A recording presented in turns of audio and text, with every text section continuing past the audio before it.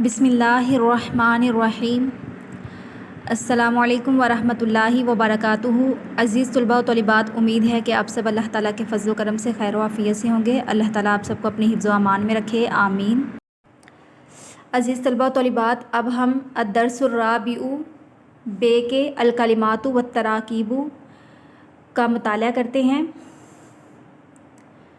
زاغت ٹیڑھی ہو گئی، پھر گئی، الحناجرہ گلے، ابتلیہ آزمائے گئے، عورتن غیر محفوظ یا کھلے، اقطاری اطراف، ما تلبسوا انہوں نے توقف نہ کیا، یولون الادبار وہ پیٹھ پھیرتے ہیں، تمتعون تمہیں فائدہ دیا جاتا ہے یا دیا جائے گا، یعصم بچاتا ہے یا بچائے گا، المعوقین رکاوٹیں ڈالنے والے یا منع کرنے والے، ہلم آؤ، اشحۃً سخت بخیل، تدور اعینہم ان کی آنکھیں گھومتی ہیں یا پھر رہی ہیں، یغشی غشی طاری ہوتی ہے، سلقوکم وہ تمہارے ساتھ زبان درازی کریں گے، حداد تیز، احبط ضائع کر دیا، الاحزاب گروہ، واحد حزب، بادون صحرا نشین، الاعرابی بدو، انبائی خبریں، واحد نباؤن۔ عزیز طلباء و طالبات، اب ہم التمارین کا مطالعہ کریں گے۔ الدرس الرابع بے، سوال نمبر 1، اس سبق کی آیات کی روشنی میں بتائیے غزوہ احزاب میں اہل ایمان کو اللہ کی نصرت و تائید کیسے حاصل ہوئی؟ جواب: غزوہ احزاب کے موقع پر اللہ تعالیٰ نے درج ذیل طریقوں سے اہل ایمان کی مدد کی۔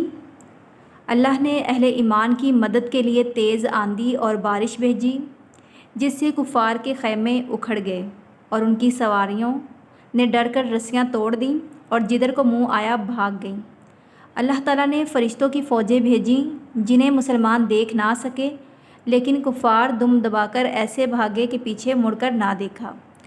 مسلمانوں نے بڑی ہمت سے اپنے دفاع کے لیے خندق کھودی جو کافر پار نہ کر سکے اور آخرکار ناکام ہو کر واپس لوٹ گئے۔ سوال نمبر 2، غزوہ احزاب کے دوران آزمائش کی گھڑیوں میں اہل ایمان اور منافقین کا طرز عمل کیا تھا؟ جواب: منافقین کے لیے غزوہ احزاب کی گھڑیاں بہت سخت تھیں۔ وہ نہ صرف خوف زدہ تھے بلکہ مسلمانوں کے اندر بھی خوف پھیلا رہے تھے۔ کچھ منافقین آہستہ آہستہ میدان جنگ سے بھاگ رہے تھے اور کچھ منافقین نے گھروں کے غیر محفوظ ہونے کا بہانہ بنایا اور جنگ سے بھاگ گئے، اور ساتھ ساتھ اہل ایمان کو بھی ورغلاتے تھے اور کہتے تھے کہ اہل ایمان بھاگ جاؤ، یہاں تمہارے رہنے کا کوئی مقام نہیں ہے۔ اہل ایمان کا طرز عمل۔ اہل ایمان، عزیز طلباء و طالبات، یہاں پہ کاف کی جگہ پہ نقطہ لگا دیجئے۔ اہل ایمان نے غزوہ احزاب کے موقع پر بہت اعلیٰ مثال قائم کی۔ انہوں نے سخت سردی میں خندق کھودی، 3 دن تک بھوک پیاس کو برداشت کیا اور بڑی بہادری اور ثابت قدمی کے ساتھ اپنے سے کئی گنا بڑے لشکر کا مقابلہ کیا۔ سوال نمبر 3، ان آیات میں جہاد میں رکاوٹ ڈالنے والوں کے بارے میں کیا فرمایا ہے؟ جواب: ان آیات میں جہاد میں رکاوٹ ڈالنے والوں کے بارے میں فرمایا گیا ہے، یہ لوگ اصل میں منافق تھے جو کمزور مسلمانوں کو کفار کے لشکر سے ڈراتے تھے۔ وہ لڑائی کی بجائے بہانے تلاش کرتے تاکہ کسی طرح جنگ سے بچ جائیں۔ منافق مسلمانوں کے بارے میں بخیل تھے اور وہ اس بات کو پسند کرتے تھے کہ انہیں کوئی فتح حاصل نہ ہو۔ جب خوف کا وقت آتا تو ان کی آنکھیں پتھرا جاتی، اور جب خوف چلا جاتا تو وہ مسلمانوں کے دشمن ہو جاتے اور انہیں تکلیف پہنچانے کا کوئی موقع ہاتھ سے نہ جانے دیتے۔ لڑائی کے وقت ان کی یہ خواہش ہوتی کہ وہ جنگ سے بہت دور گواروں میں جا رہے ہیں اور مسلمانوں کے بارے میں لوگوں سے خبریں پوچھا کریں، ان کا کیا بنا؟